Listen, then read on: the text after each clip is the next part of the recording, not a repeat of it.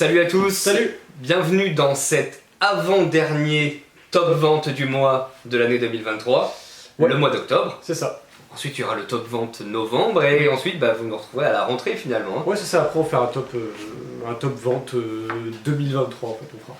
Top vente qui se fait donc par catégorie. Pourquoi? Parce que tout simplement si on faisait juste les 5 ou les 7 jeux qu'on vend le plus, ça va être surtout des petites boîtes qui ressortent forcément, plus petit budget. Et donc on a découpé tout ça en catégories plus ou moins discutables. Oui c'est vrai, mais toujours. Tant mieux parce qu'en fait ça apporte des discussions, ne serait-ce qu'au sein de notre équipe et pourquoi pas j'espère de votre côté aussi. Et on est parti de suite avec la catégorie. C'est la catégorie, toujours la catégorie enfant. Si je dis pas de bêtises. Ou ambiance. On va commencer par ambiance. Tu attrapes ce que tu as envie d'attraper. Je vais prendre la catégorie ambiance, c'est toujours bien. Hop, avec hop là, les deux jeux qui définissent bien ce qu'on cherche en fait quand on veut de l'ambiance. Petit jeu de cartes familial et petit jeu de cartes familial. Bon là, c'est plus du jeu de cartes type jeu de cette famille avec trio, que je trouve génial vraiment. Super jeu de cartes à emporter partout. Et Crackslist qui est là depuis très longtemps dans le top et qui va y rester encore pendant très longtemps je pense. J'espère, ça fait 1 an qu'on en vend, ça fait 1 an qu'on en vend à la pelle. Petit jeu. Les gens viennent le chercher, on le recommande beaucoup aussi. Oui, petit jeu qui mélange le Uno et le petit bac, c'est très bien résumé, c'est très efficace. Si vous êtes ludicaire, si votre métier c'est de vendre des jeux et que vous regardez notre vidéo et que vous n'avez pas Crackslist, commandez-en juste un peu pour voir, vous allez voir. Ouais, vous allez voir. Ok. Ça c'était la première catégorie, la catégorie du coup ambiance, et ensuite on a la catégorie enfant. Chez les enfants, on va avoir Super Miaou et Fluffy Valley, qui est un coup de cœur de David d'ailleurs. Exact. La vidéo de David. Des jeux mignons, des jeux mignons, des jeux très bien édités. Mais pas que mignons. Est-ce qu'il y a 2 fois Théo Rivière qui travaille dessus? Ou 2 fois Maxime Rambourg? Ou pas du tout? Non, Guillaume Desportes, je sais pas, je voyais bien Théo Rivière dessus, mais non, Théo Rivière n'est pas partout. Les deux sont là, on a le super duo qui marche très bien, on l'avait déjà dit précédemment. Je sais pas s'il était pas dans le top précédent et qu'on n'est pas en train de faire un doublon, je suis en train de me dire. C'est possible. J'ai une sensation de déjà vu, c'est pas grave. C'est possible, ça marche très bien, on le conseille très souvent, ça fonctionne avec des enfants à partir de 6 ans jusqu'à un peu plus, entre adultes c'est vraiment très cool. C'est un coopératif, et ça pour le coup c'est un deck building pour enfants qui est, je trouve, très bien édité, c'est vraiment très chouette. Il y a plusieurs éditeurs, plusieurs auteurs aussi évidemment qui ont tenté de faire du deck building enfant. C'est vrai que les formules n'avaient jamais trop pris jusqu'ici. Et là, je pense qu'on est sur quelque chose qui plaît vraiment. En tout cas, nous, ça nous plaît vraiment. Parfait, donc ça c'était pour les enfants. Et donc là, on commence dans les catégories As d'or en fait. Donc il y a enfants, et juste après, il va y avoir l'As d'or famille. Tout public. Tout public, c'est vrai que c'est mieux parce que là, c'est pas spécialement famille. Pas forcément famille, parce bien que ça s'y prête. Oui. Cat in the Box. Alors que je mettrais pas dans la famille. Mais plutôt pour... quoique. C'est pas du initié non plus. C'est pas l'initié non plus. Ça reste du tout public, mais du tout public qui quand même a déjà un petit peu touché de la carte. Sur les deux d'ailleurs, parce que Foremix c'est un jeu de combo de cartes qui peut pas mal se comparer à Earth ou à Terraforming Mars like. C'est pas non plus aussi costaud, mais il y a ce côté combo de cartes et enchaînement qui est intéressant. Et là notamment sur Cat in the Box, c'est vraiment pour renouveler et pour renouveler les jeux de pli en fait, parce que c'est très original, c'est malin, Cat in the Box, c'est très malin comme jeu de pli. Voilà, pour les deux qu'on met dans la catégorie, au final, tout public. Tout public, tout à fait. D'autres jeux pourraient être dans la catégorie tout public, c'est toujours le cas des jeux d'ambiance par exemple, mais il faut bien catégoriser tout ça, n'est-ce pas? Et on continue donc avec... On enchaîne avec la catégorie, je sais plus c'est laquelle, initié. Voilà. Catégorie initiée, où là on va avoir... Spellbook, parce que je suis ça ne marchait pas. Non, je connais pas celui-là. Donc Spellbook et Great Split, qui arrivent eux dans leur catégorie effectivement.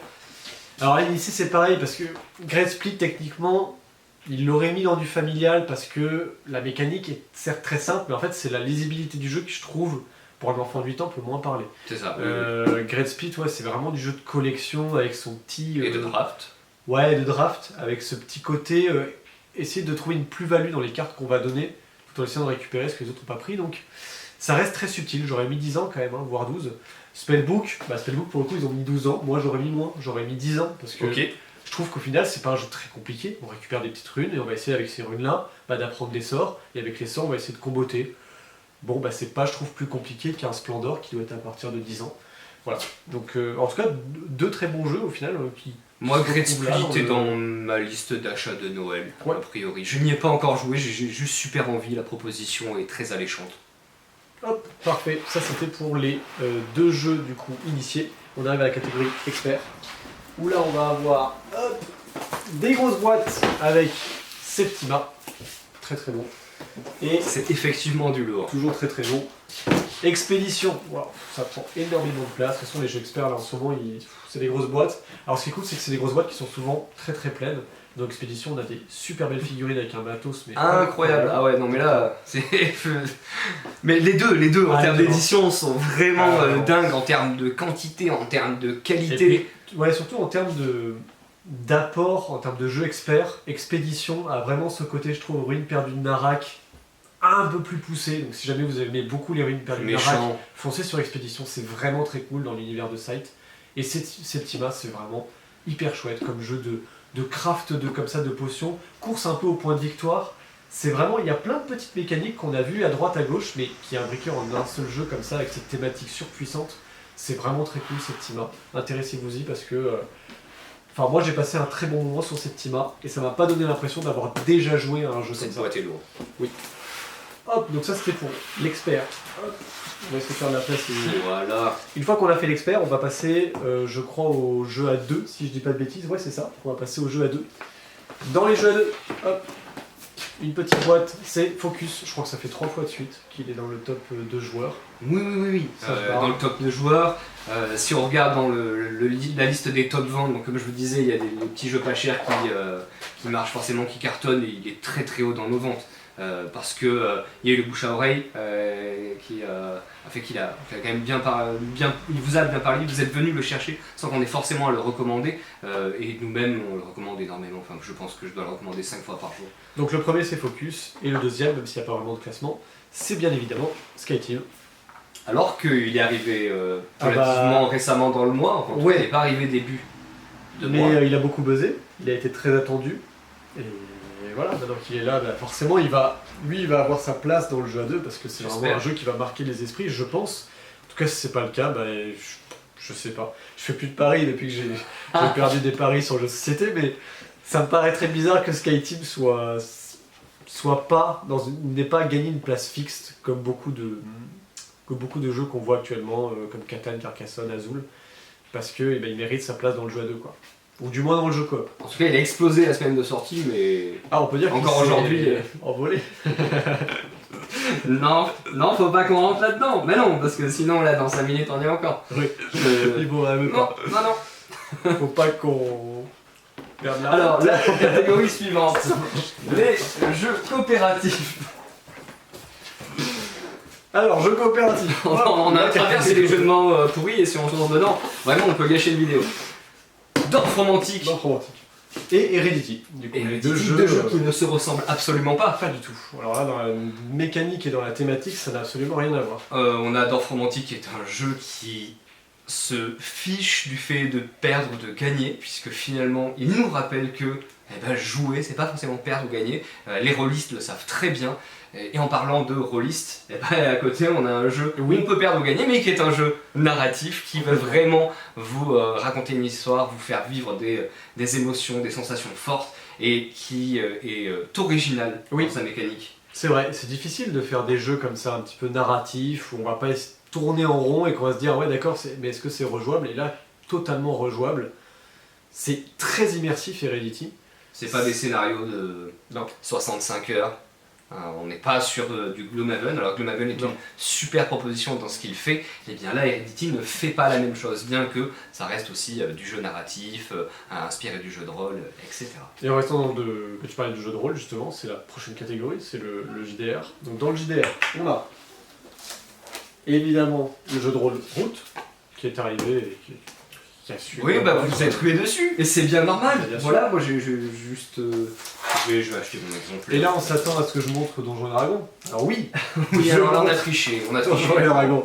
Mais en fait c'est un calendrier de l'avant Donjons et Dragons. C'est pas un écran, c'est pas du matos supplémentaire, quoique. Si, il peut y avoir des petits dés, des petites choses comme ça. Voilà. C'est ce qu'il laisse sous-entendre au dos. mais je sais pas, je l'ai pas ouvert. Techniquement, c'est Donjons et Dragons, les livres de base qui se vendent le plus. Ce mois-ci, celui qu'on a vendu le plus, c'est le bestiaire, je vous le dis. Le bestiaire de base en plus, pas celui du multivers. Et on s'est dit, est-ce que c'est vraiment intéressant de vous montrer ça? Alors on a vendu un peu moins de calendrier de l'avant, on va vous le montrer.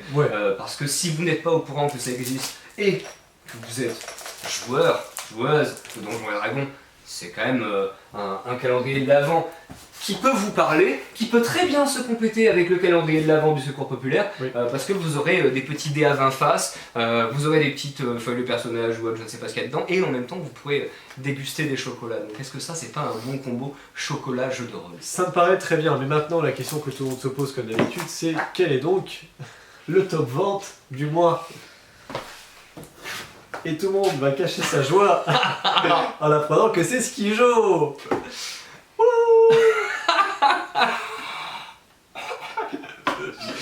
Comme tous les mois, comme tous les ans, en fait. Je me lasse jamais de ma propre blague, tu vois, de me dire que c'est génial que Skijo soit là. Voilà. Mais au moins ça va vite. Vous savez déjà en fait. Je pense qu'il y a un moment on va arrêter de dire c'est quoi le top 1. On a fait un petit écriteau quand vous rentrez dans la boutique. Si vous êtes un petit peu attentif, alors je sais pas si on le voit normalement, la manière dont j'ai cadré on ne voit pas. Mais je fais un petit écriteau avec marqué Skijo est là et les gens rentrent dans la boutique et font ah super. Ils ont gagné une trentaine de secondes, nous avons gagné une trentaine de secondes, tout le monde est content et c'est efficace. Il est encore là pour un bon moment, il s'est fait doubler un petit peu cette année par trio. Et après il est redescendu. Malheureusement pas assez longtemps. Il aurait pu se faire doubler, je crois même que c'est arrivé l'an dernier par Tracklist, mais pareil c'était un mois.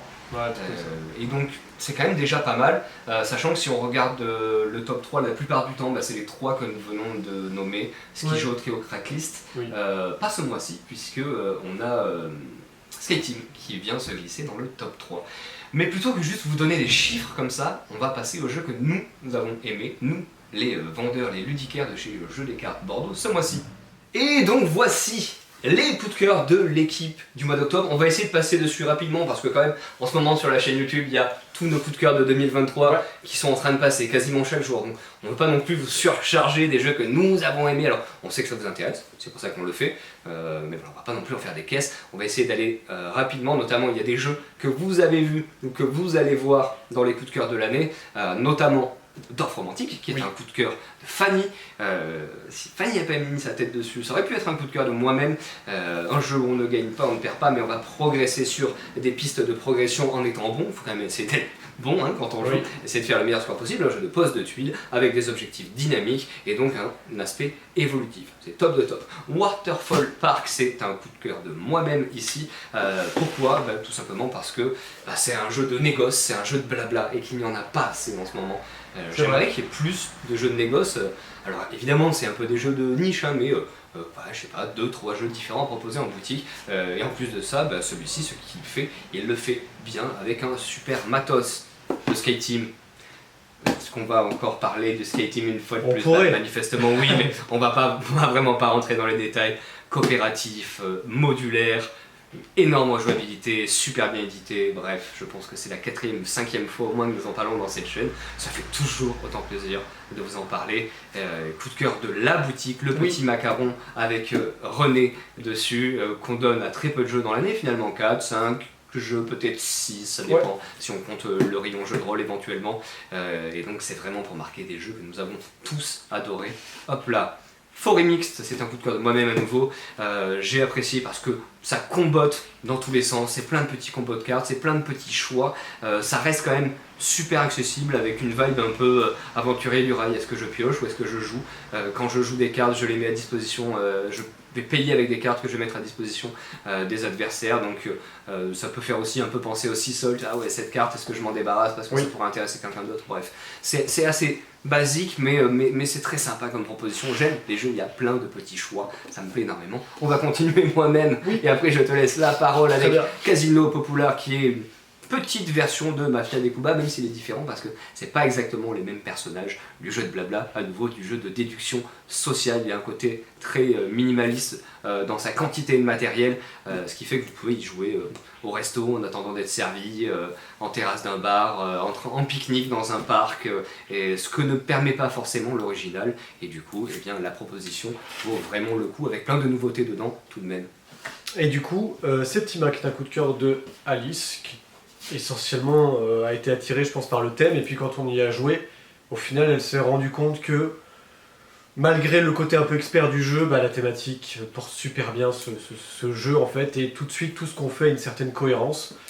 Et donc là, on va essayer de soigner évidemment des patients, mais ce faisant, comme on les a soignés à travers on peut appeler ça des concoctions un petit peu spéciales, qui demandaient, je sais pas moi, 3 ailes de corbeau et un peu de sang de sanglier. Du coup, mais ça, c'est pas validé par l'église. Ça passe moyen à travers les yeux de l'église, et du coup, il risque d'y avoir des jugements, et évidemment, on va essayer nous de protéger ces sorcières-là. C'est vraiment un jeu qui a, certes, un thème très fort, mais qui a quand même des mécaniques qui, au final, fonctionnent parfaitement et qui semblent devenir très cohérentes au fur et à mesure qu'on y joue. Donc vraiment, Septima, c'est aussi... Ça aurait pu être un de mes coups de cœur, mais effectivement, Alice s'est posée en premier dessus. Alice qui aime rarement, qui met rarement en coup de cœur les jeux experts. Alice qui n'a pas, je pense, d'attirance particulière pour les jeux experts, parce que c'est trop long, quoi. Là, on a fait une partie, je pense que ça a duré bien 2 heures, un peu plus. C'est souvent des jeux qui, en termes de visuel, peuvent être un peu moins attirants, un peu moins alléchants, et Alice porte énormément d'intérêt pour le visuel, et là, je comprends pourquoi elle a été conquise. Tout à fait. En contrepartie, moi, je peux vous parler d'Amalfi. Et Amalfi, pour le coup... Moi, ce que j'ai beaucoup aimé dans Amalfi, c'est le système de gestion de ressources à travers des bateaux en fait, que vous envoyez dans des cases qui définissent combien vous avez de ressources. Si j'envoie ce bateau-là, j'ai 3 de bois. Mais du coup, si je le ramène au port, j'ai plus les 3 de bois. Et donc, juste en gérant des bateaux, en les envoyant pour indiquer les ressources qu'ils vous donnent et en les récupérant, ça vous donne un nouveau système de gestion de ressources que j'ai trouvé hyper agréable et assez original. Dans les jeux en général experts, il y a tout de suite quelque chose qui se dessine. On voit tout de suite où ça va aller, et sur Amalfi, on voit pas trop où ça va. J'ai retenté une deuxième partie, j'ai pu faire une deuxième partie sur BG1, et j'ai trouvé ça vraiment très cool, dans le sens où je suis parti sur une autre direction, et cette direction-là, elle a payé en fait, parce que c'était une direction sur la première partie où je m'étais dit, est-ce que c'est faisable, est-ce que c'est vraiment intéressant, est-ce que l'intérêt de cette carte-là, elle est vraiment bien, quoi. Et au final, oui, il y a vraiment plein de possibilités, et même après cette deuxième partie, j'avais envie d'en refaire une autre. Je trouve que c'est vraiment un jeu qui offre plein de possibilités. L'iconographie est très très bien travaillée. Voilà, si vous cherchez un jeu expert pour renouveler un peu votre ludothèque, je pense qu'Amalfi, ça peut totalement convenir. Et Septima aussi, évidemment. Je pense qu'on a fait un bon tour là des... Tout à fait, c'était donc les coups de cœur de l'équipe du mois d'octobre. C'est donc l'avant-dernière fois qu'on prononce ces mots pour l'année 2023. Et en attendant, on vous dit à bientôt. À bientôt chez Jeux des Cartes Bordeaux.